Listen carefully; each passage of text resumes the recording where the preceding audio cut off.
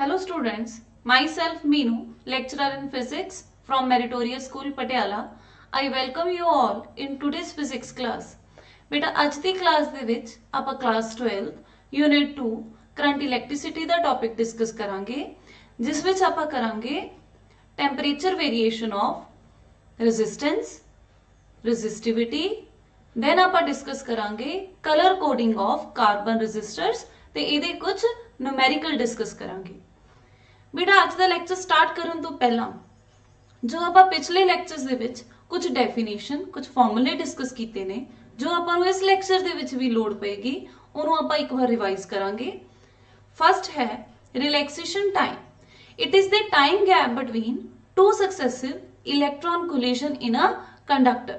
तो relaxation time की हुंदा दो successive collisions they which time gap उन्होंने की कहने आप रिलैक्सेशन टाइम। तो जिवें जिवें नंबर ऑफ कोलिजन वधन गियां टाइम गैप की होएगा डिक्रीज करेगा। ठीक है, जिवें जिवें नंबर ऑफ कोलिजन घटन गियां रिलैक्सेशन टाइम की करेगा इनक्रीज करेगा। क्लियर, ये याद रखना है तुसी। फिर आपां रेजिस्टेंस दा फार्मूला देखिया सी जदों आपां ओम्स लॉ ड्राइव कीता सी। आर दा फार्मूला कदे इक्वल आंदा है ml over a n e square tau. ठीक है, इनू आपां एक होर तरीके नाल लिखिया सी R is equals to rho L by A, where rho is specific resistance or resistivity। तो इन्हां दोनों फॉर्मूलेस दे विचों resistivity दी वैल्यू कितनी आ गई R is equals to M over N E square tau। तो देखो बेटे आप टॉपिक दे विच आज लैक्चर दे विच यही डिस्कस करना है कि किवें टैंपरेचर दे नाल रेजिस्टेंस ते रेजिस्टिविटी वेरी करदी है। तां ही ये दो फॉर्मूलेस तुसी बिल्कुल ध्यान दे विच रखने हैं कि इन्हां दा किवें टैंपरेचर वेरिएशन दे नाल इन्हां जो केड़ा फैक्टर चेंज होएगा ते रेजिस्टेंस या रेजिस्टिविटी किवें वेरी करनगे। Clear, now let's start with the topic. First आप डिस्कस करांगे effect of temperature on resistance. आप रेजिस्टेंस दा फार्मूला देखिया R is equals to M over N E square tau L by A। अगर देखिए हुन m की है मास ऑफ इलेक्ट्रॉन, l की है length of the conductor, a is area of cross section of the conductor ते इत्ते e की है इलेक्ट्रॉनिक चार्ज। ठीक है, ये सारे फैक्टर्स की होंगे कांस्टेंट होंगे। तो इसदा मतलब रेजिस्टेंस किस दे इनवर्सली प्रोपोर्शनल आ गई number density n and tau relaxation time. ठीक है, तो देखो n is number density and tau is relaxation time. तो हुण इन्हां दोनों दे विचों टैंपरेचर दे नाल जो भी वैरी करेगा ओदा इफेक्ट किदे ते पएगा रेजिस्टेंस ते पएगा। क्लियर, तो हुण आपां नूं पता है अलग अलग मटीरियल्स हुंदे ने मैटल, सैमीकंडक्टर्स, इंसुलेटर्स, अलॉयज। ठीक है, तो आपां एक एक करके इन्हां बारे डिस्कस करांगे। सब तो पहला आपां डिस्कस करांगे मैटल्स बारे। हुण देखो जदों मैटल दे विच आपां डिस्कस करिए तां उहदे विच तां फ्री इलैक्ट्रॉन्स पहला ही मौजूद हुंदे ने। तो जिवें ही टैंपरेचर वधेगा तां नंबर डेंसिटी ऑफ इलैक्ट्रॉन्स ते कोई भी चेंज नहीं आंदा। Number density of electrons in metal conductor does not change. तो इसदा मतलब इत्थे n दा फैक्टर तो वेरी ही नहीं करेगा, तो n दा रेजिस्टेंस ते कोई भी इफेक्ट नहीं होएगा। हुण आपां देखदे हां रिलैक्सेशन टाइम दा।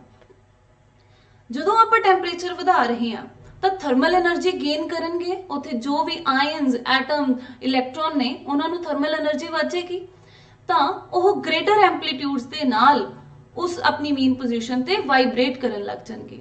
ਠੀਕ ਹੈ, ਉਹ ਵੈਲੋਸਿਟੀ ਵੀ ਗੇਨ ਕਰਨਗੇ ਕਿਉਂਕਿ એનર્ਜੀ ਮਿਲ ਗਈ।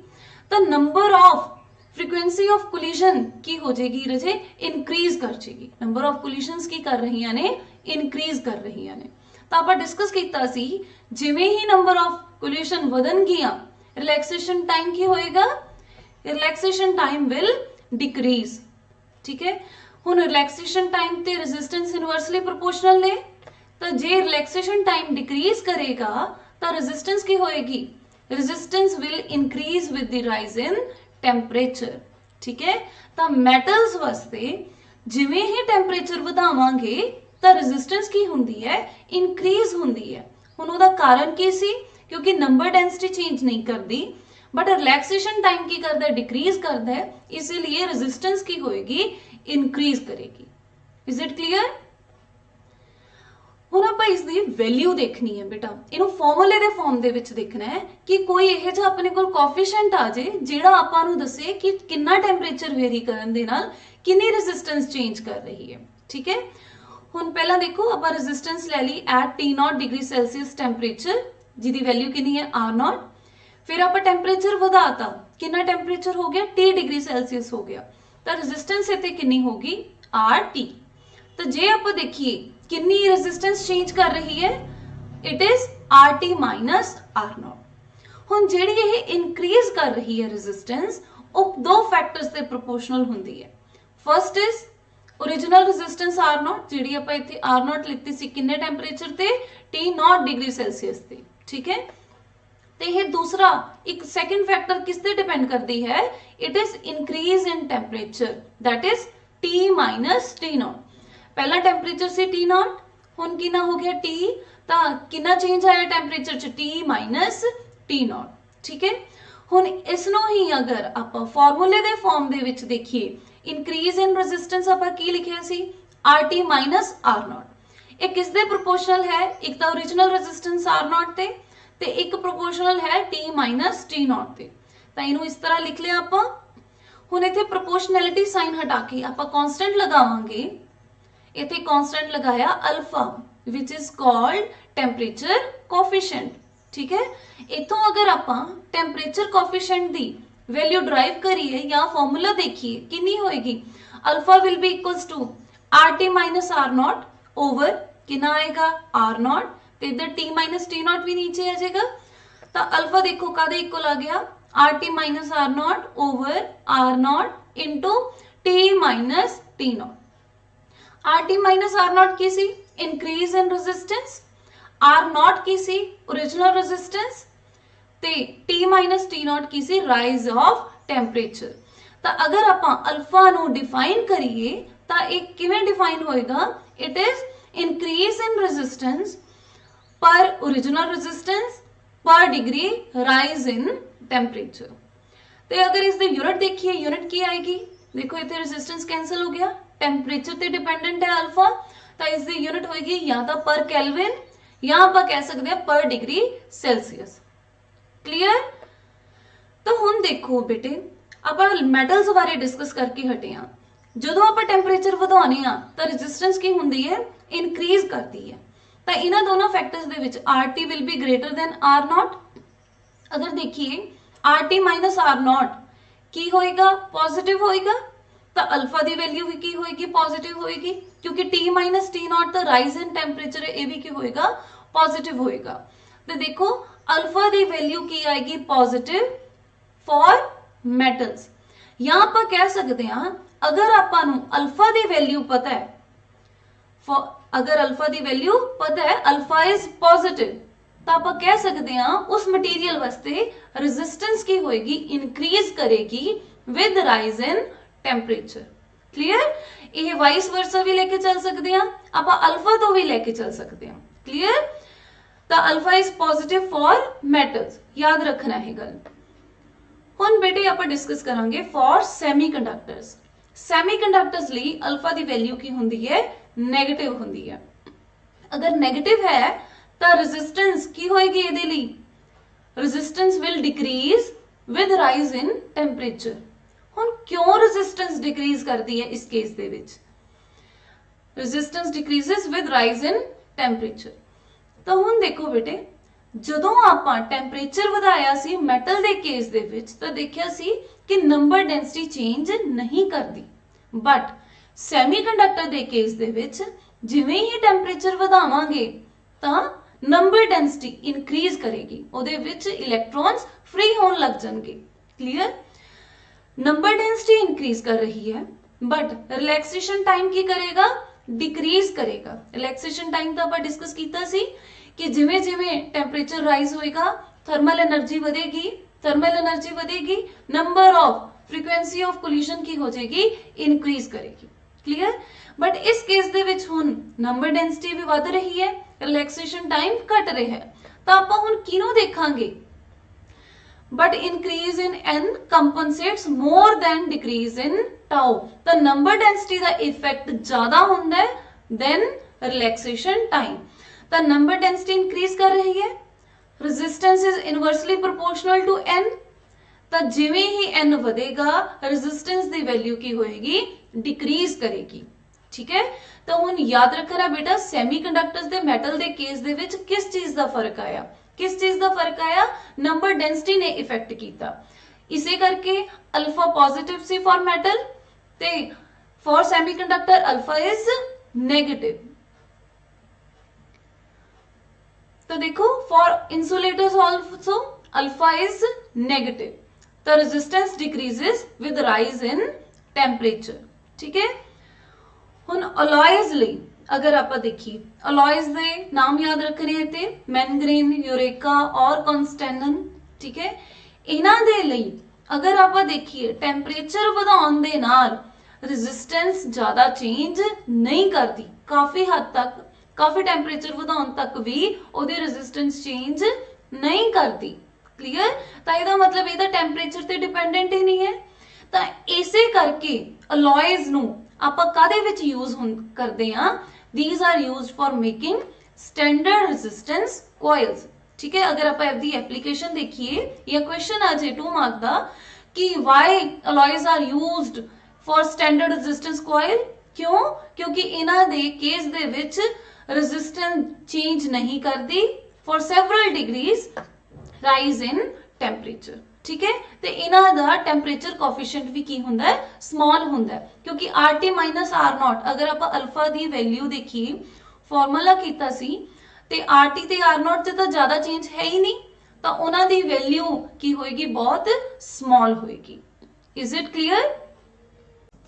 ਹੁਣ ਆਪਾਂ ਦੇਖਦੇ ਹਾਂ ਟੈਂਪਰੇਚਰ ਡਿਪੈਂਡੈਂਸ ਆਫ ਰੈਜ਼ਿਸਟਿਵਿਟੀ। ਆਪਾਂ ਰੈਜ਼ਿਸਟਿਵਿਟੀ ਦਾ ਫਾਰਮੂਲਾ ਦੇਖਿਆ ਸੀ, resistivity is equals to m over ne square tau. ਤਾਂ ਇਹਦੇ ਵਿੱਚ ਵੀ m ਮਾਸ ਆਫ ਇਲੈਕਟ੍ਰੋਨ ਕੀ ਹੋਏਗਾ, ਕਾਂਸਟੈਂਟ ਹੋਏਗਾ, e ਇਜ਼ ਇਲੈਕਟ੍ਰੋਨਿਕ ਚਾਰਜ, ਇਹ ਵੀ ਕੀ ਹੋਏਗਾ, ਕਾਂਸਟੈਂਟ ਹੋਏਗਾ। ਤਾਂ ਰੋ ਕਿਹੜੇ ਫੈਕਟਰਸ ਤੇ ਡਿਪੈਂਡ ਕਰਦੀ ਹੈ, ਨੰਬਰ ਡੈਂਸਿਟੀ ਤੇ relaxation time. Rho is inversely proportional to n and tau. ਬੇਟੇ ਜਿਵੇਂ ਆਪਾਂ ਰੈਜ਼ਿਸਟੈਂਸ ਦੇ ਕੇਸ ਦੇ ਵਿੱਚ ਇਹਨਾਂ ਦੀ ਵੇਰੀਏਸ਼ਨ ਦੇਖੀ ਸੀ, ਸਿਮਿਲਰਲੀ ਆਪਾਂ ਰੈਜ਼ਿਸਟਿਵਿਟੀ ਦੇ ਕੇਸ ਦੇ ਵਿੱਚ ਵੀ ਇਹਨਾਂ ਦੀ ਵੇਰੀਏਸ਼ਨ ਦੇਖਾਂਗੇ। ਕਲੀਅਰ। ਆਪਾਂ ਪਹਿਲਾਂ ਮੈਟਲਸ ਬਾਰੇ ਗੱਲ ਕਰ ਰਹੇ ਹਾਂ। ਮੈਟਲ ਦੇ ਕੇਸ ਦੇ ਵਿੱਚ ਰੈਜ਼ਿਸਟਿਵਿਟੀ ਕੀ ਹੋਏਗੀ, ਇਨਕਰੀਜ਼ ਕਰੇਗੀ ਵਿਦ ਇਨਕਰੀਜ਼ ਇਨ ਟੈਂਪਰੇਚਰ। ਇਹਦਾ ਕੀ ਕਾਰਨ ਹੈ, ਆਪਾਂ ਦੇਖਿਆ ਸੀ ਕਿ ਜਿਵੇਂ ਹੀ ਆਪਾਂ ਟੈਂਪਰੇਚਰ ਵਧਾਵਾਂਗੇ ਨੰਬਰ ਡੈਂਸਿਟੀ ਚੇਂਜ ਨਹੀਂ ਕਰੇਗੀ ਮੈਟਲ ਦੇ ਕੇਸ ਦੇ ਵਿੱਚ, ਬਟ ਰਿਲੈਕਸੇਸ਼ਨ ਟਾਈਮ ਕੀ ਕਰੇਗਾ, ਡਿਕਰੀਜ਼ ਕਰੇਗਾ। ਜਦੋਂ ਰਿਲੈਕਸੇਸ਼ਨ ਟਾਈਮ ਡਿਕਰੀਜ਼ ਕਰੇਗਾ ਤਾਂ ਰੈਜ਼ਿਸਟਿਵਿਟੀ ਕੀ ਹੋਏਗੀ, ਇਨਕਰੀਜ਼ ਕਰੇਗੀ। Is it clear. ਹੁਣ ਰੈਜ਼ਿਸਟਿਵਿਟੀ ਨੂੰ ਵੀ ਆਪਾਂ ਫਾਰਮੂਲੇ ਦੇ ਫਾਰਮ ਦੇ ਵਿੱਚ ਦੇਖਦੇ ਹਾਂ। ਤਾਂ rho T minus rho naught is directly proportional to rho naught into T minus T naught, where T minus T naught is rise in temperature, rho naught is original resistivity, rho T is resistivity at temperature T। proportionality sign हटा के आप constant लगावांगे alpha, where alpha is temperature coefficient। Alpha दी value कितनी आ गई, alpha is equals to rho T minus rho not over rho not into T minus T naught, and it is equals to increase in resistivity over original resistivity into rise of temperature। इन्हों भी आप define किवें कर सकते हैं, it is increase in resistivity per original resistivity per degree rise of temperature। इसकी unit की होंदी है per Kelvin और per degree Celsius। is it clear। बेटे बिल्कुल सिमिलर तरीके दे नाल ही जिवें आपां रेजिस्टेंस देखिए है उवें ही आपां रेजिस्टिविटी दा इफेक्ट देखांगे। Clear. Alpha is positive for metals. ठीक है। हुण अगर आपां ग्राफ देखिए इस केस दे विच आपां कॉपर ले लै रहे हां। ठीक है। इट इज अ मेटल तां with the rise in temperature resistivity की करेगी, इंक्रीज करेगी। वैसे रेजिस्टिविटी दी वैल्यू बहुत स्मॉल होंदी है बट टेंपरेचर दे नाल मेटल्स वास्ते रेजिस्टिविटी की होएगी, इंक्रीज करेगी।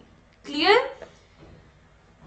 हुण आपां देखदे हां फॉर अलॉयज रेजिस्टिविटी की होंदी है, हाई होंदी है। अगर आपां नाइक्रोम दी देखिए, nichrome has week temperature dependence. ठीक है। ਆਪਾਂ ਰੈਜ਼ਿਸਟੈਂਸ ਦੇ ਕੇਸ ਦੇ ਵਿੱਚ ਵੀ ਦੇਖਿਆ ਸੀ ਕਿ ਅਲੋਇਸ ਦੇ ਕੇਸ ਦੇ ਵਿੱਚ ਅਗਰ ਆਪਾਂ ਟੈਂਪਰੇਚਰ ਵਧਾਉਨੇ ਆ ਉਹਦੀ ਰੈਜ਼ਿਸਟੈਂਸ ਜ਼ਿਆਦਾ ਚੇਂਜ ਨਹੀਂ ਕਰਦੀ। ਸਿਮਿਲਰ ਤਰੀਕੇ ਦੇ ਵਿੱਚ ਅਗਰ ਦੇਖੀਏ ਰੈਜ਼ਿਸਟਿਵਿਟੀ ਦੀ ਵੀ ਵੈਲਿਊ ਜ਼ਿਆਦਾ ਨਹੀਂ ਬਦਲਦੀ। ਹੁਣ ਅਗਰ ਆਪਾਂ ਇਸ ਦਾ ਇੱਕ ਹੋਰ ਅਲੋਏ ਦੇਖੀਏ ਮੈਂਗਨੀਨ, ਆਪਾਂ ਮੈਂਗਨੀਨ ਦੀ ਪਹਿਲਾਂ ਵੀ ਗੱਲ ਕੀਤੀ ਸੀ ਕਿ ਮੈਂਗਨੀਨ ਦੇ ਕੇਸ ਦੇ ਵਿੱਚ ਟੈਂਪਰੇਚਰ ਤੇ ਬਿਲਕੁਲ ਵੇਰੀ ਨਹੀਂ ਕਰਦੀ resistivity, it is almost independent of temperature। तो इस केस दे विच जो ग्राफ बनेगा it will be a straight line क्योंकि resistivity वेरी नहीं करती with the rise in temperature। clear? ਹੁਣ अगर ਆਪਾਂ देखिए for semiconductors, semiconductor ਦੇ केस ਦੇ ਵਿੱਚ ਆਪਾਂ ਦੇਖਿਆ ਸੀ with increase in temperature number density ਕੀ ਹੁੰਦੀ ਹੈ increase ਕਰਦੀ ਹੈ। ਤੇ number density ਕਿਵੇਂ increase ਕਰਦੀ ਹੈ exponentially। ठीक है, ਤੇ ਟਾਈਮ ਰਿਲੈਕਸੇਸ਼ਨ ਟਾਈਮ ਕੀ ਹੋਏਗਾ ਡਿਕਰੀਜ਼ ਕਰੇਗਾ। ਇਹਨਾਂ ਦੋਨਾਂ ਦੇ ਵਿੱਚੋਂ ਇਫੈਕਟ ਕਿਹੜਾ ਜ਼ਿਆਦਾ ਕਰੇਗਾ n ਦਾ ਇਫੈਕਟ ਜ਼ਿਆਦਾ ਹੋਏਗਾ। ਤਾਂ n ਇਨਕਰੀਜ਼ ਕਰ ਰਿਹਾ ਹੈ ਤਾਂ ਰੈਜ਼ਿਸਟਿਵਿਟੀ ਕੀ ਕਰੇਗੀ ਡਿਕਰੀਜ਼ ਕਰੇਗੀ ਇਨ ਕੇਸ ਆਫ ਸੈਮੀਕੰਡਕਟਰ। ਤੇ ਕਿਵੇਂ ਡਿਕਰੀਜ਼ ਕਰੇਗੀ ਐਕਸਪੋਨੈਂਸ਼ੀਅਲੀ। ਹੁਣ ਦੇਖੋ ਆਪਾਂ ਕਿਹਾ ਸੀ ਕਿ ਨੰਬਰ ਡੈਂਸਿਟੀ ਹੈ ਜੋ ਐਕਸਪੋਨੈਂਸ਼ੀਅਲੀ ਚੇਂਜ ਕਰਦੀ ਹੈ, ਉਹਦਾ ਫਾਰਮੂਲਾ ਇਹ ਹੈ nt मतलब number density at temperature T, it is equals to n naught means at initial temperature exponential variation e power minus eg over kb into T, where eg is energy gap and kb is Boltzmann constant and T is temperature। ठीक है, ਤਾਂ temperature ਦੇ change ਹੋਣ ਦੇ ਨਾਲ number density ਕੀ ਕਰੇਗੀ change ਹੋਏਗੀ increase करेगी। तो जिमें ही नंबर डेंसिटी इंक्रीज करेगी रेजिस्टिविटी की वैल्यू की होएगी डिक्रीज करेगी। ठीक है, आ देखो ई ते डिपेंडेंट है ना n, तो इसीलिए आप कहने हैं नो एक्सपोनेंशियल वेरिएशन। तो अगर n एक्सपोनेंशियल वेरी कर रहा है तो रेजिस्टिविटी भी की होएगी एक्सपोनेंशियली वेरी करेगी। क्लियर, रेजिस्टिविटी की वैल्यू की होएगी डिक्रीज करेगी विद राइज इन टेंपरेचर। ये ग्राफ बिल्कुल ध्यान रखने हैं बेटे। फॉर इंसुलेटर ਦੇ ਕੇਸ ਦੇ ਵਿੱਚ coefficient of resistivity is negative. Semiconductors ਲਈ ਵੀ ਅਲਫਾ ਦੀ ਵੈਲਿਊ ਕੀ ਹੁੰਦੀ ਹੈ ਨੈਗੇਟਿਵ, ਇਨਸੂਲੇਟਰਸ ਲਈ ਵੀ ਵੈਲਿਊ ਕੀ ਹੁੰਦੀ ਹੈ ਨੈਗੇਟਿਵ। ਨੈਗੇਟਿਵ ਅਲਫਾ ਆਪਾਂ ਨੂੰ ਕੀ ਦੱਸਦਾ ਹੈ ਕਿ ਰੈਜ਼ਿਸਟਿਵਿਟੀ ਦੀ ਵੈਲਿਊ ਡਿਕਰੀਜ਼ ਕਰੇਗੀ with increase in temperature. Clear? ਤਾਂ ਬੇਟੇ ਇੱਥੇ ਤੱਕ ਆਪਾਂ ਕੀ ਪੜਿਆ ਕਿ ਟੈਂਪਰੇਚਰ ਵੇਰੀ ਕਰਨ ਦੇ ਨਾਲ रेजिस्टेंस ते रेजिस्टिविटी किवें वेरी करते हैं। ठीक है, हुण आपां अपना नेक्स्ट टॉपिक स्टार्ट करन लगे हां colour code of carbon register. अपने कोल अगर कार्बन रजिस्टर दिता होवे, कार्बन रजिस्टर किदां दा हुंदा है इस तरह दा हुंदा है। इहदे ते कुछ कलर स्ट्रिप्स बनियां होईयां ने। ठीक है, हुण इन्हां कलर स्ट्रिप्स नूं देख के अगर आपां रेजिस्टेंस फाइंड आउट करनी चाहिए रेजिस्टेंस दी तां किवें करांगे, हुण आपां ओही डिस्कस करन लगे हां। पहला तो इन्हां कलर स्ट्रिप्स बारे की पता होना चाहिए, इन्हां दा नंबर्स पता होने चाहिए। हुण वो नंबर्स आपां नूं इस टेबल तो मिलणगे। ठीक है, हर एक कलर लिखा होया है इत्थे, उस कलर के सामने डिजिट्स भी लिखे हुए ने 9 तक, फिर उन्हां दे मल्टीप्लायर्स लिखे हुए ने, देन टॉलरेंस की वैल्यू लिखी हुई है। ठीक है, हुण जो सीक्वेंस दे विच ये कलर्स वेरी करते हैं आपां ये सीक्वेंस याद रखना है। इस सीक्वेंस वास्ते आपां एक निमोनिक्स करते हाँ B Roy Great Britain very good wife who wore gold and silver necklace. ये लाइन तुसी याद रखनी है क्योंकि ये लाइन दे जो इत्थे एक अखर बोल्ड कीते हुए ने, देखो बी तो black, then B is brown, R is red, again orange, yellow, G for green, then blue, violet, grey, white. ठीक है, इत्थे तक वाइट आ गया। इन्हां फैक्ट ते नहीं कोई भी बोल्ड किया होया तो इन्हां नूं नहीं याद करना। Then gold, silver, no colour. हुण इन्हां दे डिजिट, ब्लैक दा डिजिट की है 0, ब्राउन दा 1। इदां आपां एक टेबल बना लेना है। तो कोशिश करो कि अगर तुहाडे तो हुण टेबल बन जाए क्योंकि अगे आपां न्यूमेरिकल करांगे उहदे विच इहदी लोड़ पएगी। देन मल्टीप्लायर इत्थे तक 10⁻⁹ तक, फिर गोल्ड ते सिल्वर नूं आपां की देना है 10⁻⁻1 ते 10⁻⁻2। Then tolerance, tolerance gold silver ते नो कलर नूं ही दित्ती गई है 5%, 10% एंड 20%। ठीक है। ਹੁਣ ਆਪਾਂ ਲਿਖਣਾ ਕਿਵੇਂ ਆ, ਆਪਾਂ ਕਲਰ ਕੋਡ ਦੇਖਣਾ ਹੈ ਤਾਂ ਆਪਾਂ ਲੈਫਟ ਤੋਂ ਸਟਾਰਟ ਕਰਨਾ ਹੈ ਕਲਰ ਰੀਡ ਕਰਨਾ। ਪਹਿਲੇ ਦੋ ਕਲਰ ਆਪਾਂ ਨੂੰ ਪਹਿਲੇ ਦੋ ਡਿਜਿਟਸ ਦੇਣਗੇ, ਜਿਹੜਾ ਤੀਜਾ ਕਲਰ ਹੈ, ਤੀਜੀ ਸਟ੍ਰਿਪ ਹੈ, ਉਹ ਆਪਾਂ ਨੂੰ ਮਲਟੀਪਲਾਇਰ ਦੇਗੀ, ਤੇ ਜੋ ਲਾਸਟ ਕਲਰ ਹੈ ਉਹ ਆਪਾਂ ਨੂੰ ਕੀ ਦੇਗਾ, ਟੋਲਰੈਂਸ ਵੈਲਿਊ ਦੇਗੀ। ਠੀਕ ਹੈ। ਹੁਣ ਦੇਖੋ ਜਿਵੇਂ ਇਸ ਕੇਸ ਦੇ ਵਿੱਚ ਇੱਥੇ ਹੈ ਰੈੱਡ ਕਲਰ, ਰੈੱਡ ਦੇ ਸਾਹਮਣੇ ਜੋ ਵੀ ਸਿਗਨੀਫੀਕੈਂਟ ਡਿਜਿਟ ਸੀ, ਇੱਥੇ ਰੈੱਡ ਦੇ ਸਾਹਮਣੇ ਕਿੰਨਾ ਸਿਗਨੀਫੀਕੈਂਟ ਡਿਜਿਟ ਸੀ 2, ਤਾਂ ਆਪਾਂ ਇੱਥੇ ਫਸਟ ਡਿਜਿਟ ਲਿਖ ਲੈਣਾ 2। ਠੀਕ ਹੈ। ਹੁਣ ਇਹ ਹੈ ਬਲੈਕ, ਬਲੈਕ ਦੇ ਸਾਹਮਣੇ ਕਿੰਨਾ ਡਿਜਿਟ ਸੀ 0, ਇੱਥੇ ਆਪਾਂ ਲਿਖ ਲੈਣਾ 0। ਠੀਕ ਹੈ। ਹੁਣ ਜੋ ਥਰਡ ਸਟ੍ਰਿਪ ਹੈ, ਥਰਡ ਸਟ੍ਰਿਪ ਵਾਸਤੇ ਹੁਣ ਡਿਜਿਟ ਨਹੀਂ ਲਿਖਣਾ, ਹੁਣ ਆਪਾਂ ਕੀ ਲਿਖਣਾ ਹੈ, ਮਲਟੀਪਲਾਇਰ ਲਿਖਣਾ ਹੈ। ਠੀਕ ਹੈ। ਇੱਥੇ ਅਗਰ ਇਹ orange ਕਲਰ ਹੈ ਤਾਂ orange ਵਾਸਤੇ ਮਲਟੀਪਲਾਇਰ ਦੀ ਵੈਲਿਊ ਕਿੰਨੀ ਹੈ 10⁻3। ਤਾਂ ਪਹਿਲੇ ਦੋ ਕਲਰ ਆਪਾਂ ਨੂੰ ਡਿਜਿਟਸ ਦੇਣਗੇ, ਤੀਜਾ ਕਲਰ ਆਪਾਂ ਨੂੰ ਮਲਟੀਪਲਾਇਰ ਦੇਗਾ। ਠੀਕ ਹੈ। ਹੁਣ ਲਾਸਟ ਸਟ੍ਰਿਪ ਜਿਹੜੀ ਫੋਰਥ ਸਟ੍ਰਿਪ ਹੈ ਉਹ ਕੀ ਹੈ, 골ਡ ਦੀ। 골ਡ ਵਾਸਤੇ ਆਪਾਂ ਟੋਲਰੈਂਸ ਕੀ ਦਿੱਤੀ ਸੀ 5%। ਇੱਥੇ ਤਿੰਨ ਹੀ, ਫੋਰਥ ਸਟ੍ਰਿਪ ਦੇ ਵਿੱਚ ਸਿਰਫ ਤਿੰਨ ਕਲਰ ਹੋ ਸਕਦੇ ਆ, 골ਡ, ਸਿਲਵਰ ਜਾਂ ਨੋ ਕਲਰ। ਅਗਰ ਇੱਥੇ ਕੋਈ ਵੀ ਸਟ੍ਰਿਪ ਨਹੀਂ ਦਿੱਤੀ ਹੋਈ ਤਾਂ ਨੋ ਕਲਰ ਹੋਏਗੀ, ਫਿਰ ਉਹਦੇ ਸਾਹਮਣੇ ਆਪਾਂ ਟੋਲਰੈਂਸ ਲਿਖ ਦਾਂਗੇ। ਕਲੀਅਰ। ਹੁਣ ਆਪਾਂ ਇਹਦਾ ਨੂਮੈਰੀਕਲ ਕਰਦੇ ਹਾਂ। First numerical is for the given carbon resistor let the first strip be yellow, पहली स्ट्रिप है येलो, दूसरी है रेड, तीसरी है ऑरेंज ते फोर्थ है गोल्ड। ते आपां इहदी रेजिस्टेंस लिखनी है। येलो वास्ते येलो, रेड, ऑरेंज। हुण येलो वास्ते डिजिट कितना 4, ठीक है। फिर सी रेड, रेड वास्ते है 2, फिर सी ऑरेंज, ऑरेंज वास्ते मल्टीप्लायर कितना है 10⁻3 ते गोल्ड वास्ते कितना सी 5%। तो देखो येलो वास्ते 4, रेड वास्ते 2, ऑरेंज वास्ते 10⁻3, टॉलरेंस कितनी होगी 5%। तो इन्हों किवें लिखांगे आपां 42 इंटू 10⁻3 ओम, क्योंकि रेजिस्टेंस है तो रेजिस्टेंस दी यूनिट आएगी, ते plus minus 5%। Is it clear. हुण इस तो उल्ट चलीए, अगर आपां नूं हुण जे ये रेजिस्टेंस दी वैल्यू दित्ती होवे ਤਾਂ ਕੀ ਆਪਾਂ ਕਲਰਸ ਫਾਈਂਡ ਆਊਟ ਕਰ ਸਕਦੇ ਹਾਂ, ਬਿਲਕੁਲ ਕਰ ਸਕਦੇ ਹਾਂ। ਤਾਂ ਦੇਖੋ ਇਹ ਨੂਮੈਰੀਕਲ, ਹੁਣ ਆਪਾਂ ਨੂੰ ਕਾਰਬਨ ਰਜਿਸਟਰ ਦੀ ਰੈਜ਼ਿਸਟੈਂਸ ਦਿੱਤੀ ਹੋਈ ਹੈ ਕਿੰਨੀ 2.4 into 10⁻6 ओम प्लस माइनस 5%। ਆਪਾਂ ਨੇ ਕੀ ਫਾਈਂਡ ਆਊਟ ਕਰਨਾ ਹੈ, what is the sequence of colours on the strip on the register. ठीक है। ਤਾਂ ਦੇਖੋ ਹੁਣ ਜੋ ਇਹ ਵੈਲਿਊ ਹੈ ਰੈਜ਼ਿਸਟੈਂਸ ਦੀ, ਇਹਨੂੰ ਕਿਵੇਂ ਲਿਖਣਾ ਆਪਾਂ 2.4 into 10⁻6 ਸੀ। ਇੱਥੇ ਰਜੇ ਆਪਾਂ ਇਹ ਡਿਜਿਟ ਖਤਮ ਕਰਨਾ ਹੈ, ਜਿਹੜਾ ਇਹ ਪੁਆਇੰਟ ਲੱਗਿਆ ਹੋਇਆ ਡੈਸੀਮਲ ਪੁਆਇੰਟ ਹੈ। ਠੀਕ ਹੈ। ਇਹ ਡੈਸੀਮਲ ਪੁਆਇੰਟ ਕਿਵੇਂ ਖਤਮ ਹੋਏਗਾ, ਇੱਥੇ ਮਲਟੀਪਲਾਇਰ ਦੀ ਵੈਲਿਊ ਚੇਂਜ ਹੋ ਜਾਏਗੀ 24 into 10⁻5 ओम प्लस माइनस 5%। क्योंकि देखो ਜਦੋਂ ਆਪਾਂ ਕਲਰ ਕੋਡਿੰਗ ਤੋਂ ਕਲਰਸ ਤੋਂ ਰੈਜ਼ਿਸਟੈਂਸ ਬਣਾਈ ਸੀ ਉਹਦੇ ਵਿੱਚ ਕੋਈ ਵੀ ਡੈਸੀਮਲ ਪੁਆਇੰਟ ਨਹੀਂ ਸੀ, ਤਾਂ ਇੱਥੇ ਵੀ ਅਗਰ ਡੈਸੀਮਲ ਪੁਆਇੰਟ ਹੈ ਤਾਂ ਆਪਾਂ ਉਹਨੂੰ ਕੀ ਕਰ ਦੇਣਾ, ਖਤਮ ਕਰ ਦੇਣਾ। ਠੀਕ ਹੈ। ਹੁਣ ਆਪਾਂ ਦੇਖਾਂਗੇ ਕਿ 2 ਕਿਸ ਲਈ ਸੀ, number 2 and 4 are attached to red and yellow, ਤੇ ਮਲਟੀਪਲਾਇਰ 10⁻5 ਕਿਹਦੇ ਲਈ ਹੈ, ਗ੍ਰੀਨ ਲਈ, ਤੇ ਪਲਸ ਮਾਈਨਸ 5% ਕਿਹਦੇ ਲਈ ਸੀ, ਗੋਲਡ ਲਈ।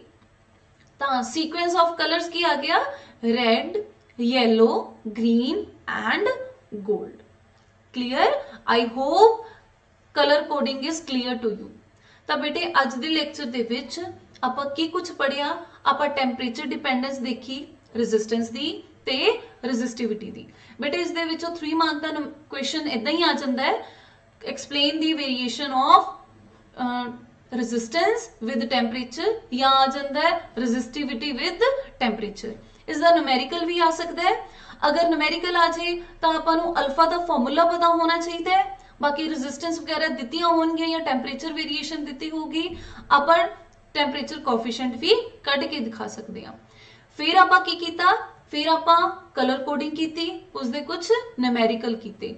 कलर कोडिंग लई ਤੁਹਾਨੂੰ न्यूमेरिक्स याद होनी चाहिए है ताकि उस तो आप टेबल बना सकीए। अगर टेबल याद है तो ही आपां नूं डिजिट्स याद होणगे, ਡਿਜਿਟਸ ਯਾਦ ਹੈ ਤਾਂ ਹੀ ਆਪਾਂ ਉਹਦਾ ਨੂਮੈਰੀਕਲ ਸੋਲਵ ਕਰ ਸਕਦੇ ਹਾਂ। So that's all for the lecture. Thank you so much.